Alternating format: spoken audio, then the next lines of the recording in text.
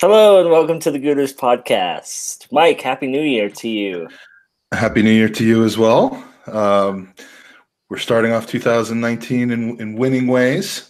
We are. Everything good at the Rhodes household? Yeah, I was about to say, I heard you weren't winning last night. You woke up on the couch, the hangover. Who told you that? You text me. Oh, okay. Well, I don't remember that. I had food poisoning last night. So, yeah, it was just one of those progressive neighborhood dinners where it ended up at our house and not exactly sure when. Lee, how was your New Year's? Yeah, Happy New Year, guys. Yeah, it was very good, thanks. Went round to Tony's house. There's a load of us around there, a few games and a few beers, and seen the New Year in, and then up early this morning for the game today. So good, all in all, a good evening's work, as they say, like, you know. Good. I think I made a mistake. I tweeted out that you were joining us fresh from hospital, but it's hospitality apparently that I should have said. So, are you wiping off the prawns from your mouth? I've been on the old champers today. I'm not going to lie, like, you know what I mean. So I've had a few. Whole or half? Oh, definitely full bottles. No half bottles a day. Like, there's no half measures. It was free. So I was going to get in there. The amount of pictures on my phone, it's called pulling a Feinberg with his pinky up while he's drinking. It's just there's too many of them. Yeah. There's like a whole collection now of them. I could fill the entire thing behind me with pictures of Lee's pinky. But we didn't get the train was at 7 o'clock, so we got back to Finsbury Park about 7:30, so we had to wait half there. So we popped in the pub, and Claude's in there, of course. And the first thing he says, "What do you want, Half-Pint?" You know what I mean? It's out of order, isn't it? Like, you know what I mean? So, well, you have an easy thing to come back on him though. Anytime he says Half-Pint, though, pull out that green ticket of his. Well, exactly. Like, but I don't. So as happens, he bought me half a pint. You know what I mean? So. I'll say, Claude's getting a lot of stick today, and we're not going to spend 10 minutes talking about it, but he's a generous man. Oh, he's a lovely guy. Lovely. He'll buy you half pints. He'll buy you whole pints. So I'll tell you what. He sent me a message on WhatsApp on New Year's Eve. Just after 12 o'clock, and I can tell you what. It's very emotional. Like thanks for what you do for me, and very pulled at my heartstrings, you know what I mean? So he's just a very, very lovely, once you get to meet him, he's misinterpreted is a big word with Claude, because I think if you don't know him, you've got this perceiver about him or whatever. But when you get to know him, he's such a nice bloke, and he's got generous in everything he does. He's got time for everybody. And, he was very emotional when he he's probably pissed, but at the end of the day, it was a nice gesture. Well, that's great. Mike, are you there? And hospitality, okay? Hospitality was fantastic. It was fantastic. As happens, I have to say, if Arsenal do something well, it's their hospitality. They do nothing else very well, but they do their hospitality really, really good. So they should put the people that serve the wine. They should put them in the back four, I think. Yeah, they do a better job, I tell you. There's no spillages. That's all I'm saying. No spillages.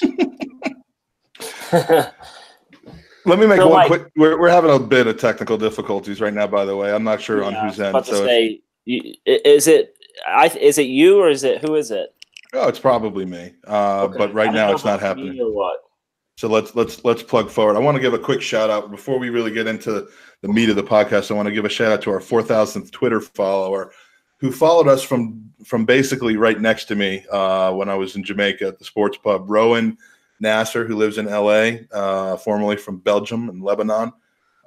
Great guy. Example of how Gooners all around the world kind of find each other in random places and become mates. So, and happens to be our 4,000th Twitter follower, which makes us about 1/12 of the following of Lee. Is that about where we are? So thank you for that. It's so nice and generous of Lee to share just his personality and fame with us, Mike. Now, you guys haven't been exactly on the best of terms lately. So are we How are we doing with the old relationship? You know, now that fantasy football's over, I think Judges and I could go back to being friends. Every time I say something on the group, he attacks me. I'll tell you that. Yeah. So I'm glad it's all over. I'm glad that he's nice on the group, but then as soon as the podcast starts, he's just slagging you off left and right. You know, that group is just so much fun to just pick at people. Yeah. By the way, I didn't actually think I'd hear you say the words fantasy football, Andy, because you seem to be on a complete movement to not mention that it ended. Well, in a certain way, Lee, as you can, like, it's going to be really, really surprising for you that Mike hasn't stopped talking about how he's won the league. I haven't started talking about it. I made one 7-minute video on YouTube. Okay. Yeah, and let's just move on and not talk about how you trade raped 8 people in our league and screwed them over. So, one of them being me. Yeah, I gave you what you needed. You gave me what I needed. It's a mutually beneficial relationship. Never done it before. He just told me what to do, and I just think I went along with it. But in saying that, you know, it did. I actually took his phone and pressed the button. So you got good there at the end, though. I did. I started. Well, once I know what I'm doing next year, you're going to have to watch you Americans, the English guys coming. I tell you, like, you know. So yeah. Once you get 1 year under your belt, you usually get good at it. I'm going to be like the Redskins this year. I'm going to start change it around. Yeah, don't talk about that team on this podcast. They're rubbish. They're bullshit. They're wankers. So we're halfway through our season. Even more important, we're halfway through the first season of Unai Emery, and I was supposed to go in and look at how far back off of first place we are and all that, but I didn't. So part of the reason why I wanted to bring it up on today's show is because I think we're all going to have varying opinions on it. I just want to kind of hear, you know, obviously we're kick off the FA Cup this weekend. We're 2 or 3 points off of fourth place, which I think was ultimately always our aim this season, right? Get back into the Champions League. Still in Europa League. I think that on paper, us and Chelsea have to be the 2 favorites going into the knockout stages. So, gents, Mike, we'll start with you because you've seen the agenda already. Where are you in terms of how do you feel like we've done so far this season? And we're not going to talk about transfers yet. We're not going to talk about what we need yet. Like, where do you perceive us at this moment in time being as a club? 2 words. On track. I mean, on the track I thought we'd be on, not the track I started getting excited about. You know, I kept saying we're winning while learning, which is always better than losing while learning. But then you start to forget that we are still learning. And, you know, I guess you'd want to see a gradual improvement as we saw maybe in the first 6 weeks, where it went from being outclassed in the first 2 weeks to gradually getting better and starting to win games, rather than kind of this peaks and valleys things that we've had now. But you know, if you just shook the whole season out and took the highs and the lows and averaged them together, I think we are really about where we need to be 6 weeks and half or 6 months and half a season into this project. You know, and I keep pointing to a project that everyone is, you know, salivating over, including me, even though they haven't won a single thing yet, which is Liverpool and Klopp. And it's just, you know, the difference is going to be, and I got a kind of a semi-argument with somebody on Twitter this week about it, but when I should have been lying out in the sun, the difference is whether we end up spending the money or not. But I think as far as backing the coach, as far as giving him time, as far as letting the mistakes happen, maybe even a little bit of downslide at the beginning while we start to get our feet, you know, as far as players and system and all that is concerned, I think we're kind of on schedule, and it's going to take a couple of years.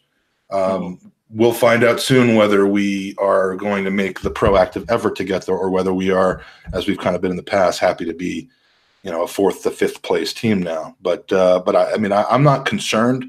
I'm not sounding alarm bells. I'm not even sounding this bell. But you know, I wouldn't, if you'd told me at the beginning of the season, Andy, which I hate, if that If you told me that we'd be right here, I'd expect that would have been reasonable. Lee, what are your thoughts? And we're going to get into transfers, defense, and all that. But like right now, how do you feel about where we're at with the season under new management?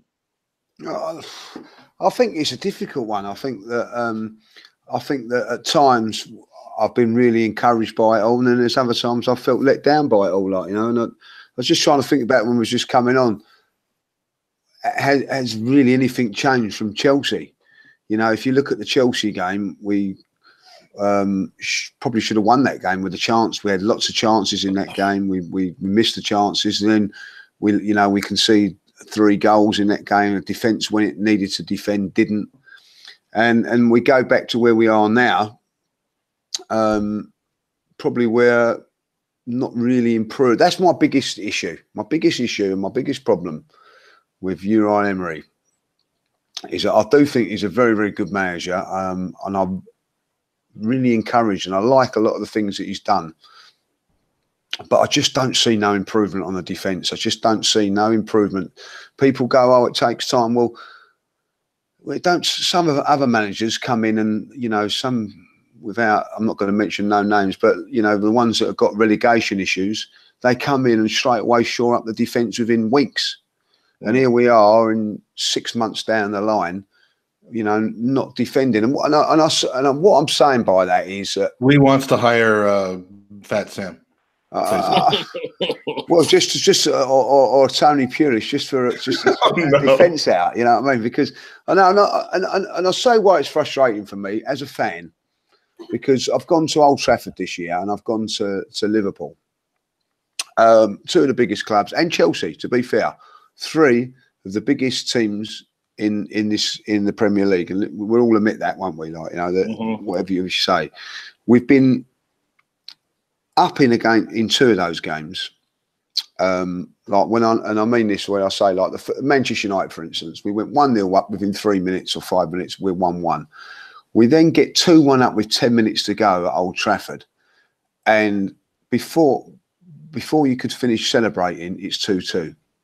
You know, and then at Liverpool, this game at Anfield, I thought in the first 10 minutes, you know, bearing in mind this is Liverpool that have not been beaten at home all year, not been a goal down at home all year. For the first 10, 15 minutes, I thought we was absolutely brilliant. We created chances, scored, looked in control, then went 1-0 up, and then you say, right, let's defend. And, well, within 3 minutes, it's 1-1. Within 5 minutes, it's 2-1. And did they really do anything to cut us open? It's just shambolic defending. And then I look back at that Chelsea game. We got it back to 2-2. I thought we was fantastic when we got it back to 2-2. And then you go, right, the last 10 minutes, I felt we should have won that game, to be honest, guys. And then, but we then thought, right, well, they then come on to us in the last 10 minutes. Right, can we defend this? And the defence broke down again and let us down. And it continues to keep doing it. And you can say about personnel, and you can say about this, and you can say about that, but realistically, I've watched it and I think, well, there's a long ball going here, and it doesn't seem that there's an organisation to it. Doesn't seem a structure to it. Now, if this is a great manager, why is it not being addressed, and why is it not being done? You know, and I had a good conversation on Saturday about it, like, you know, and there are improvements. It's not I'm not slagging the manager off here, like, you know. Arsenal were very, very weak on corners, very, very weak all the time under Arsenal. They used to concede corners, goals. How many goals have Arsenal conceded from corners? Do you know, guys? I don't actually. They've not conceded a goal from a corner in the Premier League, so that's been worked on. You know what I mean? So I was going to say somewhere between 0 and 0. So yeah, so it's fantastic. So there are, you know, so I'm not trying to be negative and throw negatives out there. There is positives in everything. We can see goals from our corners, though. Yeah. There's that. We take them, and then 5 seconds later, we're down. We're down, yeah. But you know what I'm saying? From the initial corner, we're defending them, like, you know. I used to be like, oh no, the corners, I'm really worried. But even today, you know, having a corner, I like the way we organise ourselves. I like the way the coach comes on and makes sure everybody knows what they're doing. So they've worked on that, And the results are that they're not conceding goals from that. So why can't they work on the other things? So, Lee, let me ask you, do you feel like it's a lack of the right players, or is it a lack of coaching? Because even if, like you had said, we've improved, but we haven't improved that much. So shouldn't these players being professional at this level have improved in other aspects of the game? Maybe are they not good enough, or are they just not getting that right coaching? Like, where would you fix it if you had to go in there and say defensively, here's where we need to focus? Well, I think that the players are not good enough. I really do, because you have a look at the game against Brighton, but and I'll say that from a point of view, you're 1-0 up. You coach and you watch games over there with your kids and things like that, so you know this. So the corner comes in. Why are we 2 against 2? Why are we 2 against 2 on a corner? Now, it's just basic. Now, you can say that the coach isn't, there's all those coaches on the bench. One of them should pick that up and go, so-and-so, get back there. But the players should also have a responsibility and say, there's something's not quite right here. But we don't. And we concede the most sloppiest goal against Brighton. So I feel that there is a little bit of both. I don't buy into this, it's the Arsene Wenger mentality and all that, because at the end of it, it's the first day you go in, it changes. And, it's a mentality thing as well. And but ultimately, it's just basic mistakes, errors, basic of defending. And if you cannot do the defensive basics right, then you've got a problem. You've got a problem. And it's happening time and time again. And it's a very, very good point we've brought up on the chats. You've brought it up, Andy, which is a very, very good point. All right, because my point is now get rid of all of them, start again. But as you've quite pointed out, it's a lot. It's easier said than done, because to get rid. How can you get rid of a player that's on a 4-year contract or a 3-year contract or whatever? You can't just say right now that's it. So there is problems there. And the problems that Uri Emery's got is that it's not just he's been left with a lot of problems. People keep going on to me. Jurgen Klopp's 3 years down. Uri Emery's not got. Do I really talk like that? Do I really talk like that? Yeah.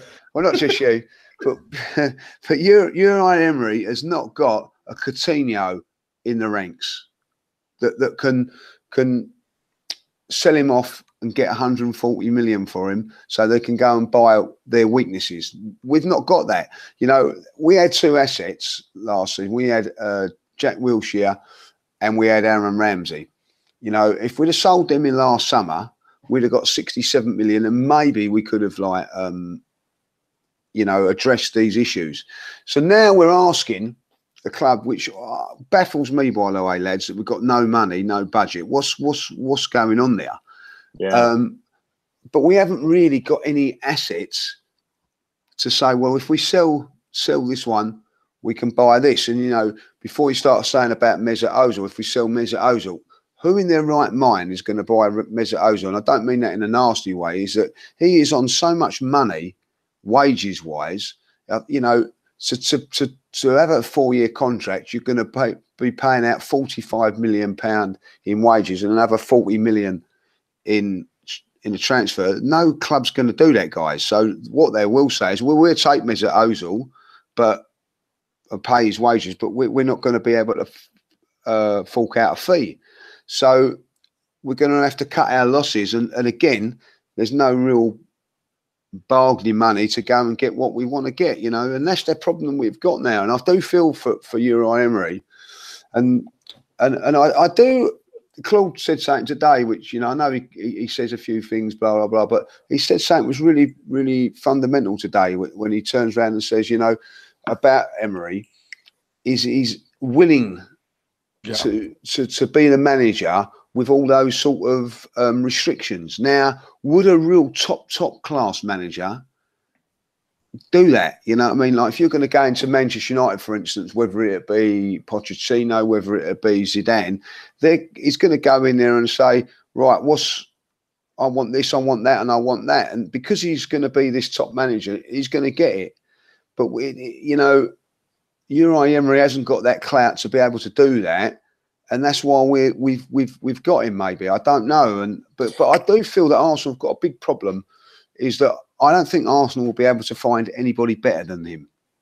No, and you know, you look at Jose Mourinho this year, he would complain that he hasn't had the right players around him, yet he went out and spent 90-odd million on 2 defenders, and then he didn't play them. And I think the biggest issue with, you know, a lot of the, like Jurgen Klopp does it right because he actually scouts the players. He knows exactly what he's going to get from them. And you hear up at United where Mourinho would say, well, these 2 players didn't have X, Y, and Z. Well, you went out and bought them. So how was that not in your scouting report? And so to your point, Lee, is, you know, Unai, this isn't his team. We know that. And Mike, I think it was you who said today something about the fact that if Iwobi is starting over Ozil and Ramsey, then this clearly isn't his team yet. Because no manager in their right mind would continuously do that when you've got 2 players who are just better than him. Yeah, he's not saying Iwobi is better than Mesut Ozil and Aaron Ramsey. He's saying that I see a year down the line Iwobi being more involved in our squad than either one of the 2 of them, and I need to make sure that he's supported and on the pitch. And I mean, how can, and everything that both of you have said is right, Lee. I mean, it's becoming clear, and I'm not saying this to pile on the man, but it's becoming clear how shit our situation really is. Not just quality of the players, but the logistics and the contracts and all of that. I mean, it is going to take some time to flush out, and it's going to take some backsliding, I think, because we don't have that asset. We're just going to have to clear the wages in the way that is financially painful, both and also painful on the pitch for a short term, and start again. And I fear that some people may, jump off the plank when that happens. You know, when you look at the terms of this season, back in June, July, when the Kroenkes sat down and interviewed people for this role, it wasn't what are you going to do for us today? It's where are we going to be in 3, 5, 10 years from now, right? That's what they want to see, the progression of what the manager can do. And as Lee said, you got a manager coming in who has to work with almost nothing, and a lot of managers wouldn't do that. And so you got to give the guy credit. We'll get to transfer. Imagine like Wolverhampton fans and like Burton Albion fans listening to this and be like, wah. You know what though? But that's fine. But that's the reality in the world we live in. Like I argue all the time with my cousin who's the Everton supporter. There's a different standard when you're Arsenal to any other team. Yep. You know, and so Mike, let's talk about the players on defense we have brought in: Socrates, Leno, and your favorite player, Lichtstein Goldstein. I want to hear how you feel they've added to the defense. Personally, I really like Socrates as an addition. I think he adds a little bit of spunk to our spine. He hasn't made that many mistakes. He seems like he's that kind of leader on and off the pitch where he'll get into players' face. He'll turn the knife when he needs to.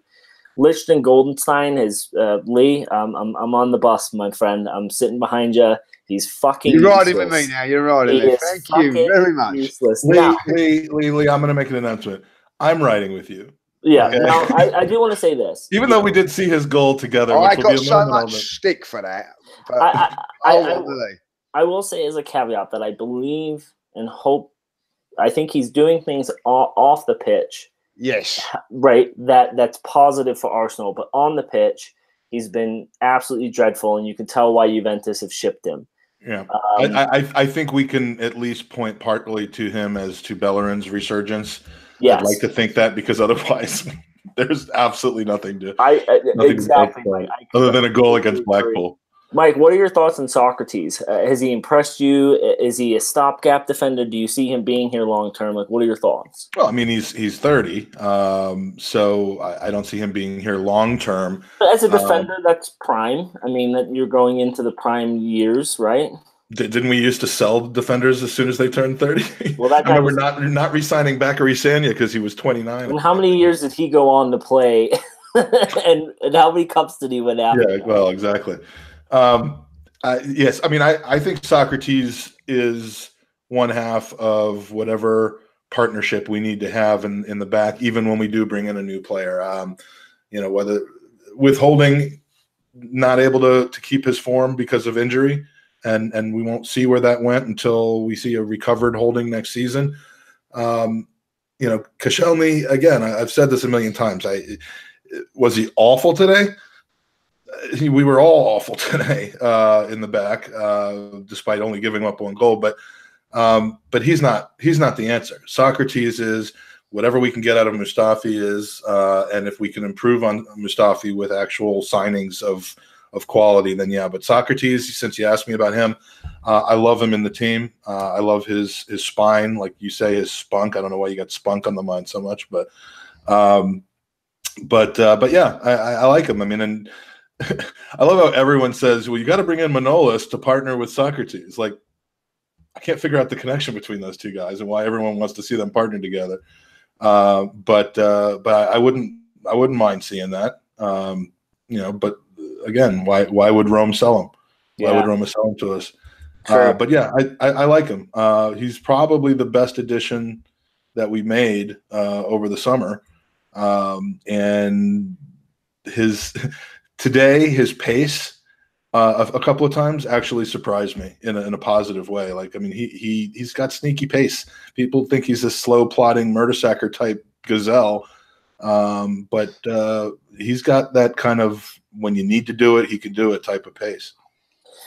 Judges, let's talk about that third signing back in the back with Leno in goal. I know he's young. He's made some mistakes. I can't believe that this coaching staff would let him continue to play based off of the fact that he's got better foot skills than Czech. He's got to be doing something right in training. So, are you still on the hey, we should have Czech starting in goal? Like, what are your thoughts on Leno? And do you think he was a good acquisition for us in the summer? I do think he's a good acquisition for us in the summer. I also think that I thought that Czech might play today, if I'll be honest. Mm-hmm. But especially after that 5-1 drubbing. But in saying it, I don't think he's been that bad. And I feel that maybe, as you say, so it's a learning curve for Emery. It's a learning curve for the fans. So why can't it be a learning curve for Leno as well? Get him games under his belt, get him experienced. And if I'll be honest, I don't think he's been that bad. What does worry me is his positional play. Sometimes he's off his line. I think he does think that he is a centre half, but when he probably looks at our centre halves, he probably thinks he can play there, So I feel that with Czech, Czech is the old, isn't he? Leno's the future. So I think that realistically now, and I think that when you've been beaten 5-1, guys, and getting smashed, and you don't bring the goalkeeper back, because realistically he wasn't dropped, was he? He was left out because he got injured. Now, if you have a look at it from, let's say, that I think Maitland-Niles, for instance, doing very, very well at the moment. But once Bellerin comes back, Bellerin will come straight back in. Yeah, do you agree with that? Yeah. So he's not done that with Czech. So looking on that thing there, he obviously sees Leno as the future, and I think that he's going to make mistakes. But I look at it, and so's the Man City goalkeeper has made a few. So has Lloris. So has Liverpool's keeper's made a couple. Keeper has as well. De Gea's made some real errors in the past. If I be honest, I watched their goalkeeper on Saturday because I didn't really want to watch the game. And I felt that, between him and Leno, there wasn't, I wouldn't say that there was a great difference in the pair of them, if I'll be honest, It's just that Leno got a backache. But I didn't think there was too much. I think that, I think we've got to give Leno the chance to bed in a little as well. Don't forget, guys, I don't think people underestimate that he's come over to a new country, different language and everything like that. Got to settle in a little bit, and everybody expects him to be up and running straight away. It doesn't quite work like that. Robert Perez was one of the best players we ever had at Arsenal. It took him 6 months to bed in. Yeah. So I feel that let's give him the benefit of the game, a chance. The more games he gets, is the better for us in the long term. And he's a good shot stopper, guys. He's made some fantastic saves. If it wasn't for him, I think Watford, he made some blinding saves that day when he played. So, you know, and he has impressed me. But you know, I think he is young. He's going to make mistakes. But I felt today he done okay. I've got to say that today. I didn't think that he done anything untoward today. And it's tough when you have a defense that's so shaky. Exactly. You're going to show weakness as a keeper when you've got the people in front of you that are just allowing players to make runs. And not only that, but different 4 players in front, 3 or 4 or 5 absolutely. players in front of you every single week. Yeah, granted. There's something to say, like if we go back in time to when Seaman used to play with like Adams and Keown, there's just a level of a ball drops into the box when you know your team. And this is kind of to Lee's point. It takes time to get to know the players in the system. There's going to be moments where Seaman knew Adams or Keown would make it to the ball. He played with them long enough where he knew they'd either cut the angle or he would know, I need to come off and get it. You just build that relationship. He doesn't know that yet because, as Mike just said, there's different people in front of him almost every week. Yeah, see, you know what Seaman had that most people don't? Seaman? Spunk. No, it's spunk. So, this is an appropriate time, by the way, to send a shout out to the chat room. We've got Michael Hernandez in there as always. We love Michael. I may be meeting him at Gooner now, so that's exciting. He asked if you were going to be going, Andy. Yeah, I know. You told me, and you just and I'm not going to tell Mike what Andy said. Corey's in the chat. Someone named Supercalifragilistic, whatever that is, with the Arsenal thing in there. Bobby Chakrabarty from London. Mecca Fredzilla says Andy loves spunk. So sure. this man likes to state the obvious. Sure. Hernandez coming in with, we should have another 2 seasons in him. I think that's Socrates. Manolas more realistic than Koulibaly, in my opinion, based on our purse strings. I think that's the case as well. Chig's in the chat room paying us a visit. So thanks for everybody for being in there and staying up late at 4:37 p.m. on Eastern time. So what's up? Oh, it's Fredo. That's who Mecca Fredzilla is. So we're going to play a little game. And Mike, I'll go to you first on this. So you're the director of football, and people in the chat room throw in like what you think here. Like, we know this ownership is building this $18 billion stadium in LA. It's super delayed, so we have no money, right? Keep in mind, we for each over 25-year-old player we bring in, we have to sell someone for registration purposes. So, Mike, let's go to you. The Oracle just recently said we don't have a lot of money. There's not going to be a lot of signings in January. If we do bring someone in, who do we have to ship out? And who do we realistically bring in? A lot of people are saying Gary Cahill is an option. Like, I think that certainly improves what we have at the moment now that Holding's out. But where do you go with this? Like, what do you do? That's kind of the problem. I don't know what you do. I mean, okay, let me ask you. We're not going to buy Koulibaly in January. I mean, people need to. No, but I'm not, like, I don't know why his name keeps jumping up, but I'm not in the chat room. But they say no massive signings. But what if we can bring in a player that's 10 to 15 mil? Like, is that if it's the right player, I would do that. Now, and let's go a little hipster here, and this is purely because we read the dossiers created by Tom Canton and friends, but there are guys on release clauses of 10 to 15 million in Spain, a couple of them that we're being linked with. That, how could they possibly be worse? How could they possibly not provide us the depth that we need? And we have a guy, although we'll probably have to pay him to leave, named Carl Jenkinson, who, could make room for them on the registration list. That's a good point. So I hate that that's our marketplace. We're shopping at Poundland, aren't we, Lee? But I think that's what you got to do. I mean, we have to at least have more options than we do. You cannot be playing Xhaka in center back, El Neni in center back, and mixing things around. So, that has to happen in January. And then over the summer, that's when a permanent partner for somebody, and maybe one of those guys will turn out to be permanent, but that's when you actually spend some money on a guy who you hope will pan out half as good as Virgil van Dijk did. Lee, what do you do to fix this situation in January? I think that, Mike said a great point there. I think that we've got to get players in on to just get us through to the summer, and then we can go big. I really do, because I don't think, realistically, if you're a top class central defender, you're going to be in the Champions League. You're going to be in the latter stages of your domestic title. Do you really want to go and leave then? It does happen. It happened last season with us with Aubameyang, but I can't see it, happening, if I'll be honest.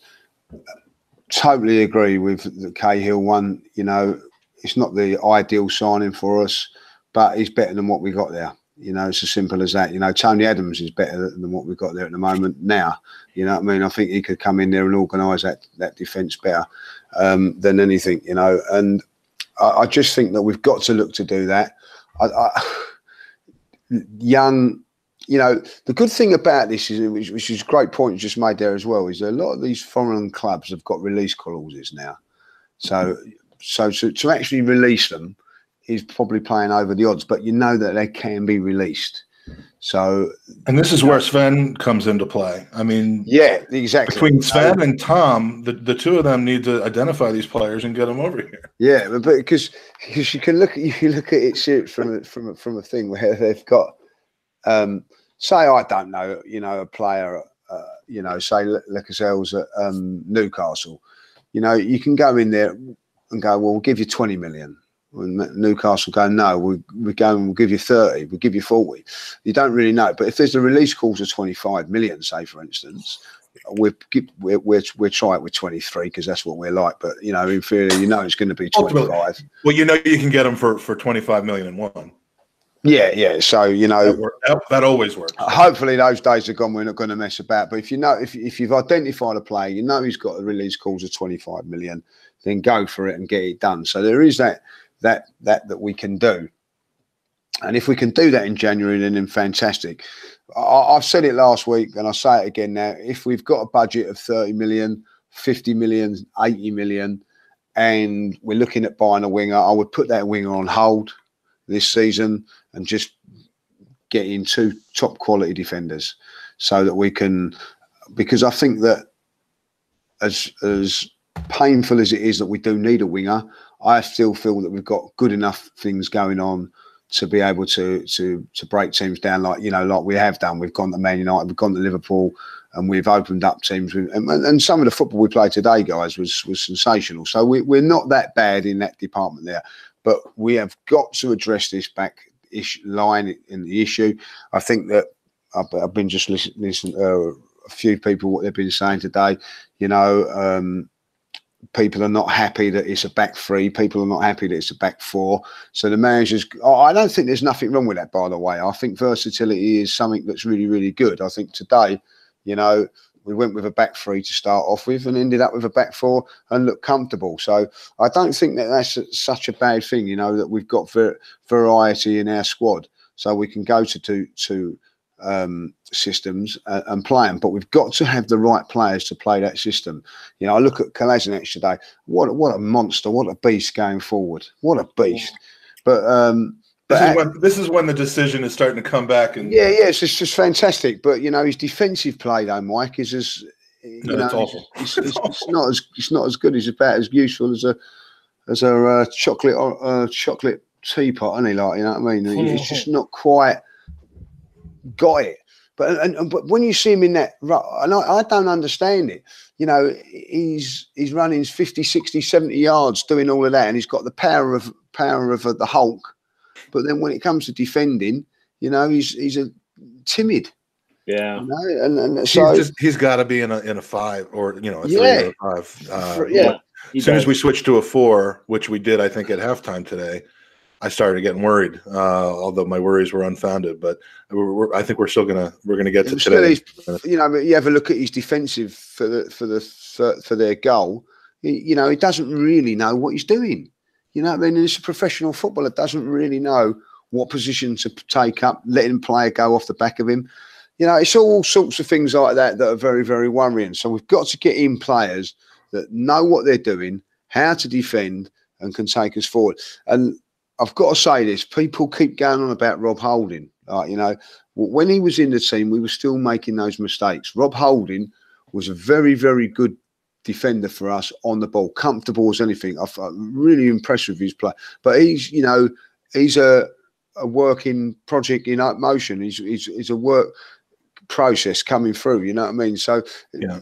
He isn't somebody though that I'd want to see pushed out by a new signing. No, on the day maybe, but not not in general. But if we can improve on Mustafi, I could say goodbye to Mustafi. Well, but Rob Holding kind of represents for us what we're desperate, and that's for the squad players to be better, right? I mean, when you are a City or a Liverpool and you can pull 2 or 3 players off your bench that walk in in the Premier League, like that's what we need at Arsenal. Push it up from underneath by having better players under there. Absolutely. I mean, like even at United, I mean, they had a luxury of putting Pogba on the bench, and even though it like kept biting them in the ass for the wrong reasons, it's like they still have that quality to be able to say we're going to bring on 2 or 3, and that's where I get into the argument with Iwobi. I just don't think he's good enough yet, and he doesn't make us a better team. Now, I want to ask you guys 2 questions around the transfer window since we're in it. If a team were to come in and offer Ramsey a deal, let's say Juventus, and then they come to Arsenal and they go, hey, we actually need him tomorrow. We're going to give you 5 or 10 million. Do you take that low amount of money because it's cash in the bank and we get rid of Ramsey? Or do you think, as to my point just now, as a squad with limited depth, knowing what Ramsey can do when he comes on, do we hold on to him until the summer where we can replace him outright and say, you know what, Juventus, you're going to have to wait, or, whatever club comes in. But there's a lot of big clubs calling this player right now. And who you calling on first? Huh? Who you calling on first for that answer? I'll go to you, Mike, since you're frothing. Yeah, I would sell him for 10 million right now. 5 is almost kind of like what's the point? But 10 and get him off the wage bill and kind of move on. It's a player registration we'd move as well. Knowing that it's going to happen in the summer. I mean, again, if you're asking me would I sell him now for 5 or 10 or hope in the next 5 months for a breakthrough on a contract extension, then there's a little bit more of a gamble involved. But I mean, do you believe that list of teams? I mean, Andy, do you really do. Ornstein, but who knows who's feeding him that information? The reason I believe the Juventus one is because that's Allegri's trademark, right? Take players who are either close to being out of contract or who have shown glimpses of brilliance, but have just never really found their way. If I'm Ramsey, I'm looking at Juventus and I'm thinking, okay, solid squad, an amazing manager, and I get Cristiano Ronaldo, I will likely make it to a couple semifinals of the Champions League.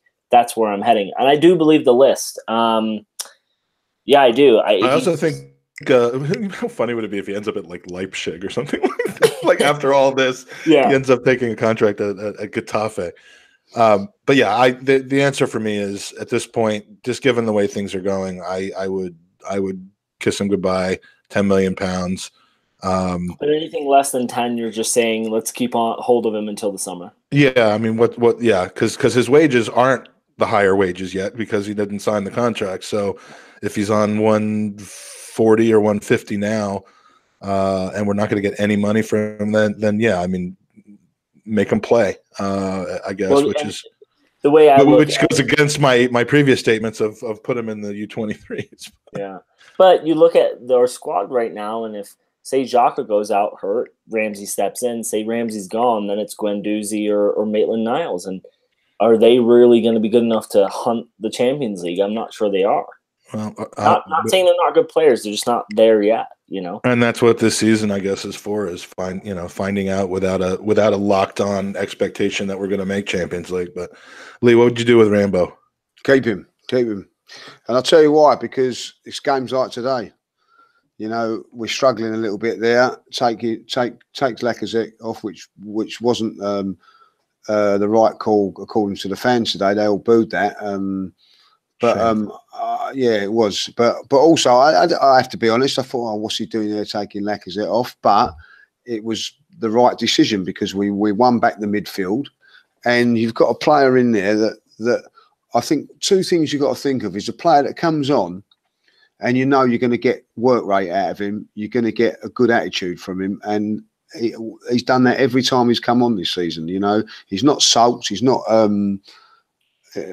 been petulant in any shape or form, and he's come on. And you know, the biggest game for me for Aaron Ramsey, why I wouldn't let him go is, and people will laugh at this, is Bournemouth for 8 minutes to go. We're winning by 2-1.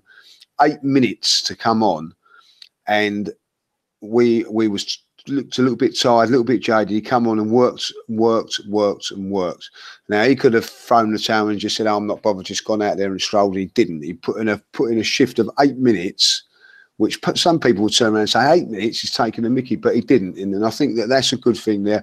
I totally agree with what Andy's saying there, is that at this moment we're a little bit threadbare on the squad. Don't forget we're down on Danny Welbeck as well, so that our attacking options are not as strong as they were before Danny got injured. And I just think that he comes on and gives us certain things. And, you know, like the Spurs game today, I thought he done very, really well. I thought he played really well at Liverpool for the first 10, 15, 20 minutes, created the goal, worked really hard. So I don't think that, you know, it's an option. And at the end of it, you know, 20 million, that might, if we sell him, that 20 million might be the case that gets us in the Champions League, or it doesn't. Certainly, if it doesn't in the league, it may in the Europa League. Just imagine if we're finding it difficult to, I don't know, in the latter stages of that, and we need someone to come on and control the midfield, you know, to get us through because we're winning on away goals or something like that. You know, I'd rather him come in and do that than someone like Maitland-Niles or you know, someone like Emil. When he's healthy. Smith Rowe. So, you know, we've got those little options there, you know, and I just think that it's a real difficult one, but it's a situation the club has sort of said months ago that we're going to see him to the end of the season. And, you know, unless someone comes and says, we'll give you 30 million for him, which they're not going to, come on, guys, you know, when they can get him in a couple of months' time, I don't really see the point in doing it. Well, isn't that kind of what they did for Alexis, though? Someone came and gave us a $30 million player or $30 million transfer. Well, it's somewhat like, listen, although they couldn't have signed him on a pre-contract, though. They could not have signed him on a pre-contract. A good scenario if Man United come in and said, look, we'll take Ramsey, you can have Bailey. That would be a different situation, you know what I mean? Like, because we need someone like that. If I don't know, we could get a defender in the process of that, then maybe. But, you know, for me, I think it's gonna have to be a very, very good deal like that that's going to force us to go down that route. Yeah, and the more I think about that, it's not the greatest example because, again, they couldn't sign him on a pre-contract. They were really trying to keep him from going to City. Yeah, exactly. And that's not the case with the Ramsey situation. So we've got a transfer worked out in the chat box between Michael and Bobby, who's heading out for the night, where he thinks Rambo can go to PSG because Rabiot is leaving, and actually, it's about where he'll get playing time. Yeah, above. Well, that'd be a good. That would be a good scenario for both parties. If that could happen in January, that would be a good thing because Ramsey will get games at PSG, you know, without a shadow of a doubt, and we get a very, very good player back as well. I think it all depends on how his relationship with Emery was. You know, if he enjoyed his style, and let's face it, if he were to come to Arsenal, he walks into this team. He's apparently already cunted off Tottenham with a small club comment. So people are starting to get a little excited. Straight away, starting to like him, but. That's a good scenario. That would be a good scenario. Yeah, and it's a scenario where we don't spend a lot of money either. Unai did bring up transfer today. He pretty much ruled out the Cahill, saying we didn't speak about him. He went on to say it's not easy changing and improving our team with the possibility in the transfer market, but the club is working and we are watching different possibilities. Maybe we can bring in new players. If the transfer market gives us an opportunity, we will sign one or two. So that is exactly zero content. Well, it's zero content, Mike, but that's the same. That's the same. I'm not criticizing you for that. I'm just saying that that's manager speak. Wenger said the same thing that Arsene would say. However, Arsene would say, "Yeah, we're not in for anyone." At least he's come out and said no to a player. Hey, Cahill's not on our radar. Now that means again nothing, because that could mean we're in negotiations with the player. But at least we're hearing from him, and he did say Ramsey's not leaving in January, and that's why I brought up the question of, well, what if someone were to make it worth our while? Now, Mike, we grabbed 4 points from 9 over the Christmas break. I think the Brighton one, no one expected us to beat Liverpool. I think all of us saw what could have happened, and it did happen, right? But 4 points from 9. Let me ask you a favor before we get into Fulham. If we're going to be talking, are we talking about Fulham now, or I'm going to transition into it? Okay, because I want to ask you one more transfer / sure. other related question. I don't see this happening for Arsenal, but Christian Pulisic has been brought up a lot. I mean, he seems destined to leave Dortmund by the end of the year. He's obviously a big deal in our neck of the woods, being the next American superstar footballer. Chelsea's been linked with him. Apparently, they've already been talking to him, but he's waiting. Arsenal supposedly interested. I don't see a £60 million splash on Pulisic over the summer. But my bigger question, as a new American, Andy, someone who cares very much about the U.S. men's national team, do you think that it's too soon for him to go to the Premier League, whether it's with us or Chelsea or anywhere else? Do you worry, if you're actually an advocate of his, do you worry that if it doesn't pan out, it's going to be the whole Yank thing all over again, the Altidore thing times 1,000?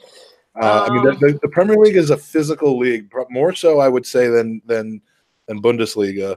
I think, it's a good question, Mike. He's young AF. I think he could obviously be a huge asset for a team that's doing a 3-week tour of the U.S. this summer.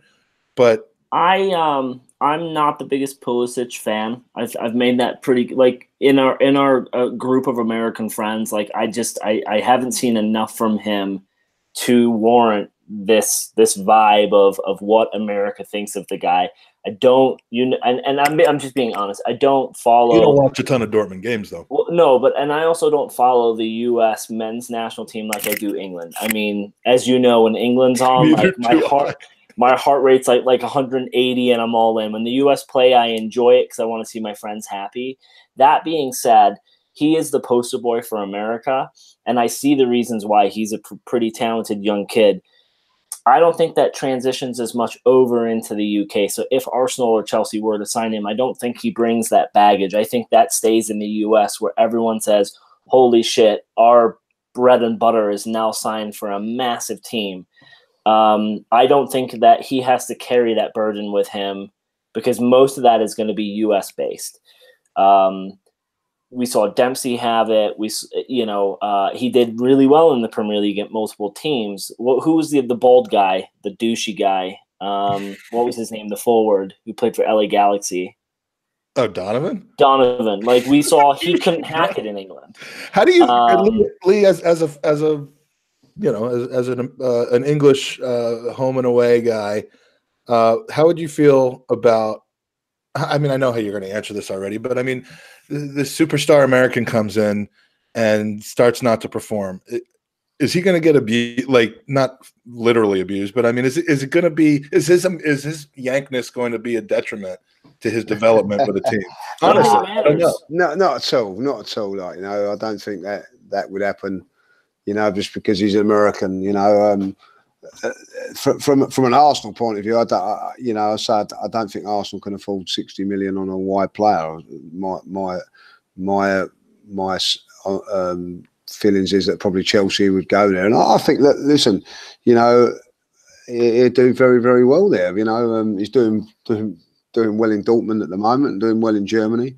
And the American game, after what happened in the World Cup, they need some big boost. They do. They need something to you guys need something to hold on to. And if he's that guy, then maybe. But I don't think that because he's American that's going to be a problem. I don't know. I just remember him like the last time with Josie Altidore, and we're comparing apples and oranges, but Josie Altidore thrived in Holland, and then a couple times came to kind of lower level Premier League teams and was just god awful. And there were just like two people there, and I, there hasn't really been an American. The Premiership finds you out, Mike.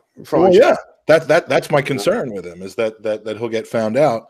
But as Andy said, Donovan done a very, very good job over here for Everton. I remember he come on loan for Everton on a couple of occasions and scored a few good goals. So and apparently Tim Ream, the American, is better than Callum Chambers. So there you go. There you go. Mike, all right today, by the way.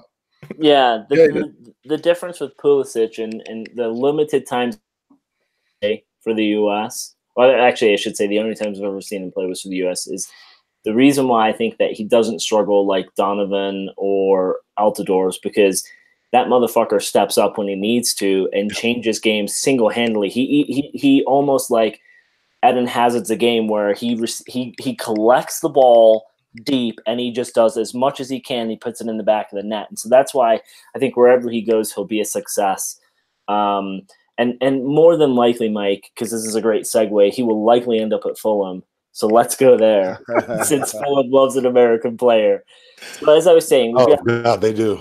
We grabbed 4 points from 9 over the Christmas break. We were never looking to beat Liverpool. I think the Brighton one still hurts, that result. But you know what? We walk away from Fulham today, 4-1 winners. Not the most convincing of wins. They could have easily been up 2-0. Mike, can we blame New Year's Eve as the reason for a slow start? Do you really think these players were in bed at 9:30 last night, tucked away, ready to go to sleep? Because I don't think they were. We can blame New Year's Eve for my slow start. That's for sure. It was a slow start. It was an absolute shit show. Fulham should have been up. I mean, they missed 2 points, as far as I can recall from my haze.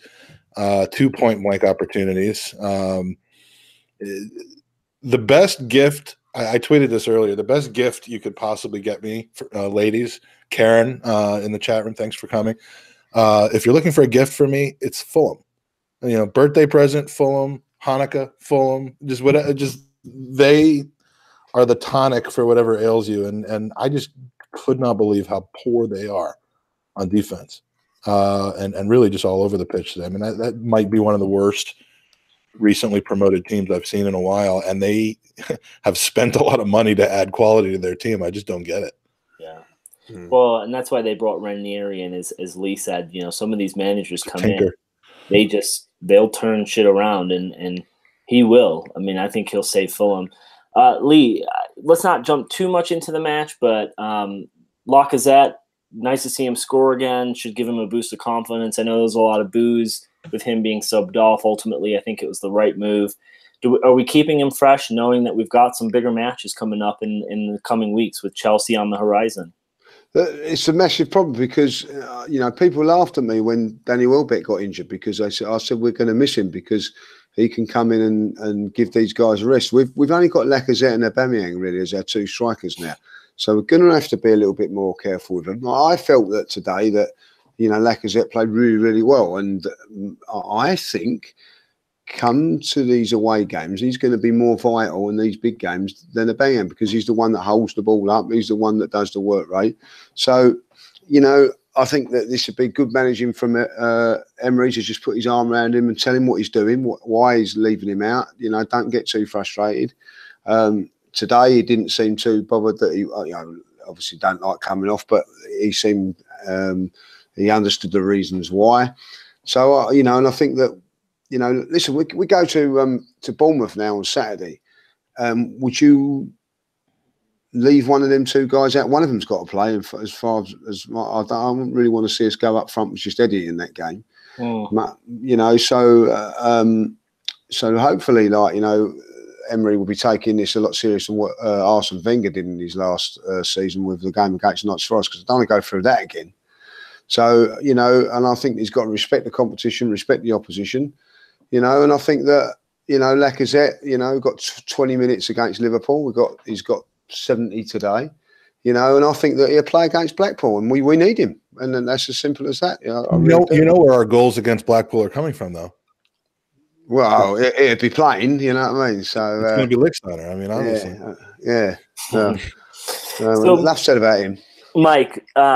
When we talk about tactics, one thing we saw today, which we haven't seen very much, is Xhaka going forward. So he got the goal, almost had in a second. He was higher up on the pitch quite often, and it's something we haven't seen. Do you think this is something that's newly deployed? Is it because how we played in the back? Like, it's nice to see him actually try and get forward and put the ball in the back of the net. Yeah, I mean, he's done it a couple of times. I mean, I can remember him cutting balls back, almost at the goal for easy shots, easy conversions, but in games in the past, but not frequently. I mean, he really kind of played Ramsey's game today, which is weird to see him doing. But I guess against a team like Fulham, you can do that and get away with it. I don't think you could get away with it against a Liverpool or a similar opponent. But yeah, I mean, you had to be going absolutely nuts when he scored. Well, given your irrational love for the man, I don't need to be more aroused than I usually am, and it just cannot be such arousal. I think that, and Lee, maybe I'm wrong here because I if I remember correctly, I can't remember if you're pro or anti Xhaka, but I think this season, a lot of people that were either on the fence or disliked him as a player have kind of stepped up and said, actually, he's not as bad, because now we see Torreira around him. He gets to do his free reign and he doesn't need to defend. And we do see him add different areas of the pitch. And I think a lot of when he got pushed back into defense, we kind of saw, hey, we have nothing going forward creativity-wise. And I think a lot of people turned around and said, actually, he is kind of that dial that helps us turn every once in a while. Lee, what are your thoughts on Xhaka this season, specifically today? Well, as you know, I've given the nickname Shaka shit, but this is another thing, But that answers your question. That answers what side I'm on. But I will say this: I felt today he played really well today. I felt that he took his goal where he got into good positions. I love the way the diagonal pass, which he gets out quite often, which no one else at the club can do, by the way. And I thought today he done okay. But then he gives the ball away so cheaply at times. He done it in the first half, which is nearly cool, and it's so frustrating. It's when I see Xhaka, I love not getting the count. I'm sorry to interrupt you, Lee, but I love not getting the counts anymore. By the way, they stopped. They have stopped. Yeah. Okay, good. And you know why they stopped? Because the two people. Because he was right.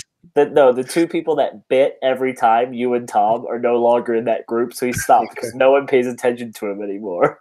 Oh, I'm so happy to hear that. All right. Anyway, go on. Sorry. So you get with Xhaka, is that he continues to keep giving the ball away in vital areas of the park, and it seems to be, well, that's all right. Like the defenders give away goals, it doesn't seem to be improving on that side of things, and you just think that, I would just like to, because he's got the physique and everything to be a real good midfield player, isn't he? He's got the power, everything there, and I just want to see him do more than what he does.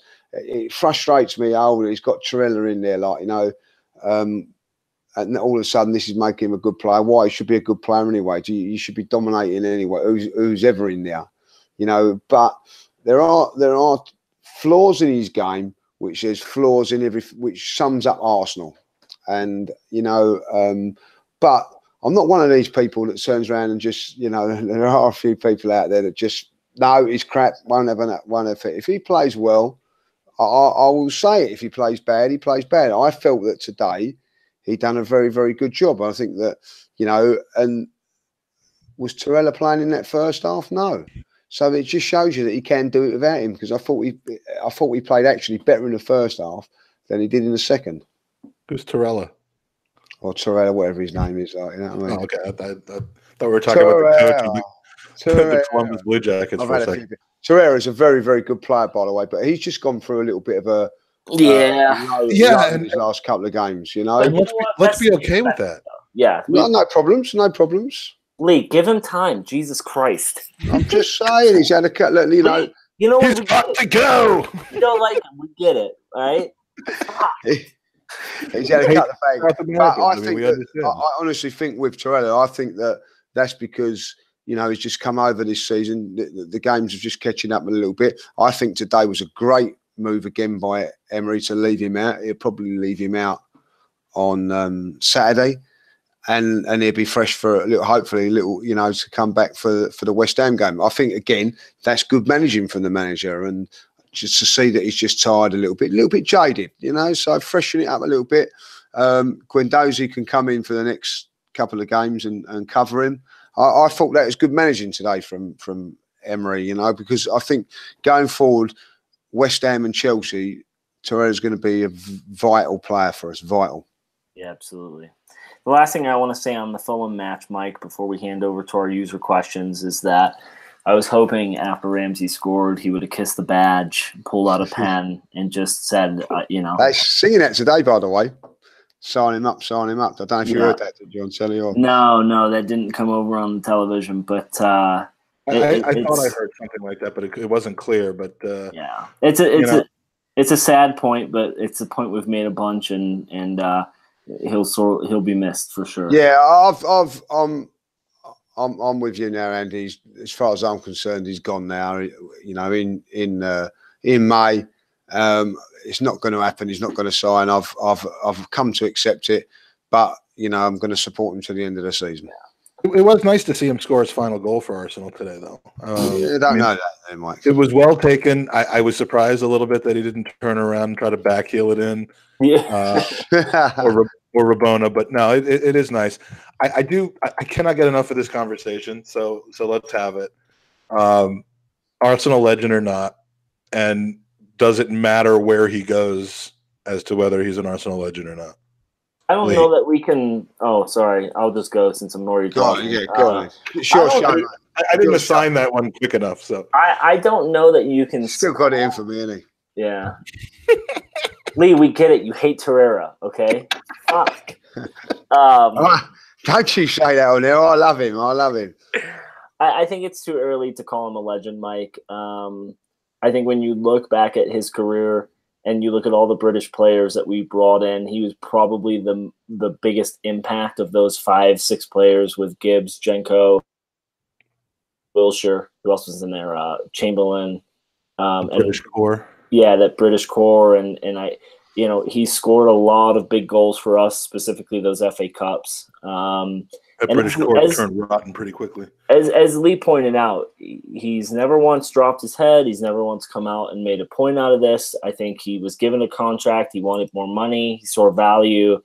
I think he's been misled by his agent. But look at the clubs now coming knocking on his door. He's a hell of a player.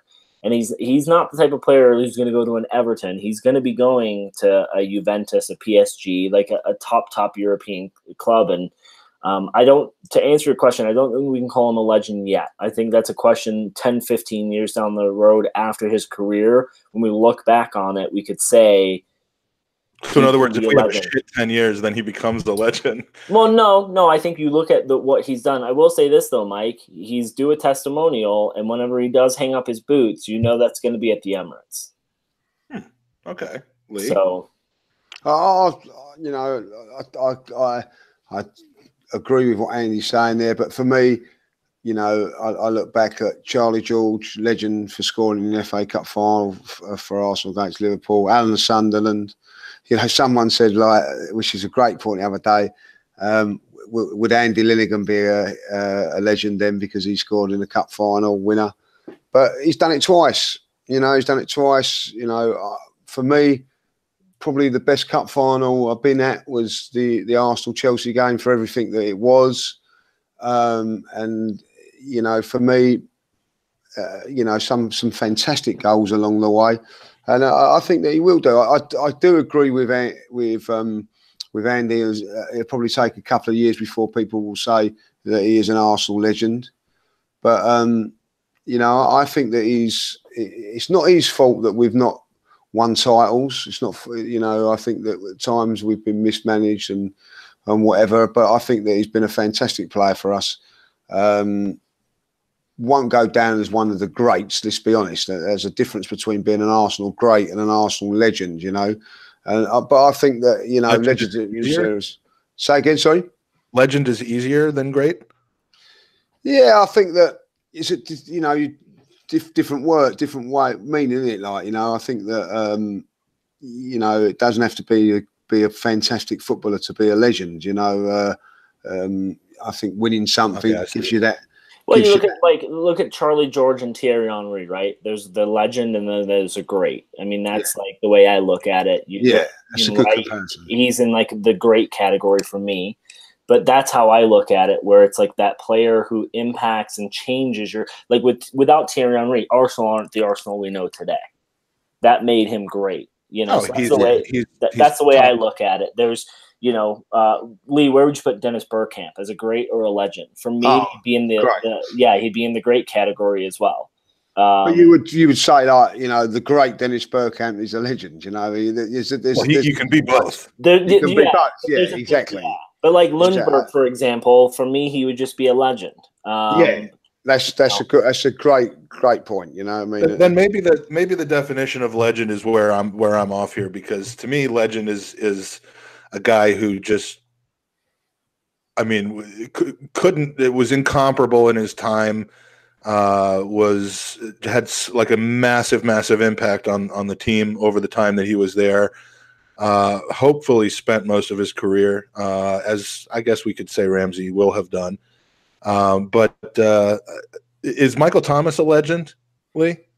Yeah, because for what he done, you know what I mean? Relatively unremarkable career overall, but he becomes a legendary status because of what he done, you know. And I look at, you know, you can go to someone like Liam Brady, you know what I mean, like one of the best players I've ever seen at Arsenal. Only won one FA Cup, but you know, he dominated that cup final, you know, and was a great player through Arsenal's time. A little bit like Aaron Ramsey. We wasn't a great team then, you know what I mean? We was probably in the same sort of era as we are now. But he was one of those players that was fantastic. But, you know, you only see him. I think it's different now because with the internet, with everything there, it just seems to be the myth is a little bit more with, you know, Charlie Nicholas would get as. I've always said this, you know what I mean, would get so much stick now like Mesut Ozil in this era because of what it, you know, because he wouldn't necessarily do it week in, week out. And I just think in this era and everything that's gone on that he should be an Arsenal legend, you know, two great goals. A player of the year last year, don't forget. People forget that. Yeah. You know, and you know, wonder goal this season as well, you know, funny enough, at Fulham. So I totally agree with what Andy's saying there. I don't think that everybody be going, oh, Arsenal legend in the fact that it'll be next year, but in a few seasons' time he will do. Claude always comes up with a good point, and you know that if you've won something at Arsenal, then that gives you legendary status, and I tend to agree with that to a certain degree. You know that if you've won titles or won cups, it gives you that little bit more clout.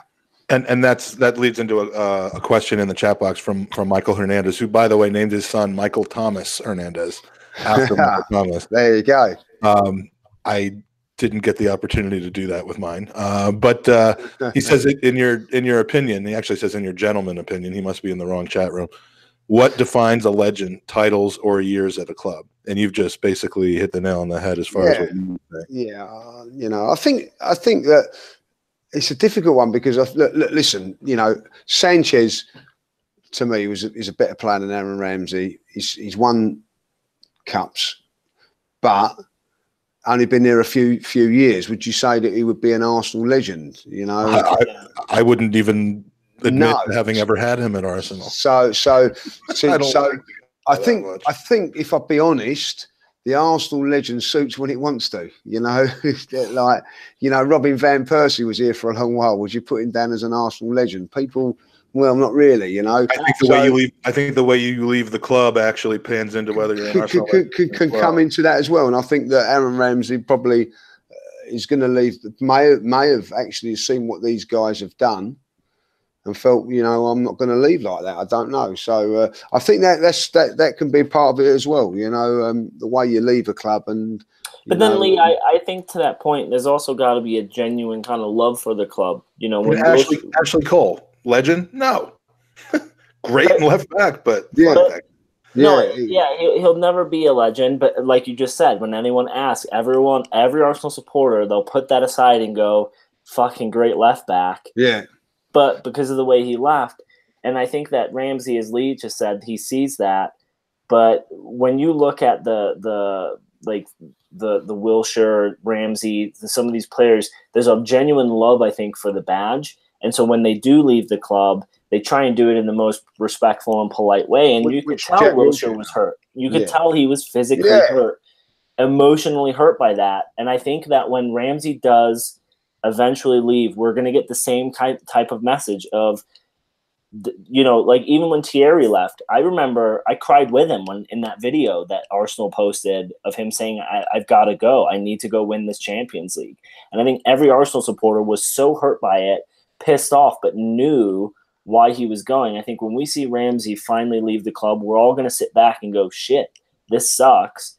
But we know why he's going, but I think we're all going to see his love for the club. And that's why 10, 15 years after his career, he will be welcomed back to the club as a legend. Exactly. And one good point, they talk about Ashley Cole. Kenny Sampson only won one trophy, but you would say Arsenal legend.